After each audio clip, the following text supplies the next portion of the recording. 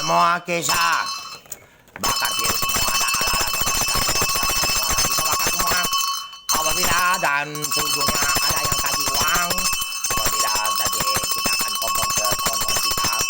katakan begitu semuanya dan kita memang bakar semua dan ada pasukan musuh kita meninggal 324 orang dan masih ada pasukan dan kompor mereka kalau ada yang negara minta uang atau mana dan masalah orang Indonesia semua nggak usah dikirim kalau dia sudah kirim mudah darinya karena dia sudah seluruh dunia servernya dan mereka kalau tidak ada uang balik lagi mereka keluarga yang hari kakek moyang dan anak-anak cucu dan ayu semua mereka ditembak mati semua hukumannya kalau minta uang dan tanah bakar virus corona semua dan mereka bagi uang semua sembarangan tidak ACC saya dan maupun dari pihak-pihak ada orang terpangkat dan kayak kemarin Indonesia dan nomor telepon 021 dan nomor rekening sebagai saya kau kirim dan tak usah bayar virus kami bakar dan mereka penipuan sudah di WhatsApp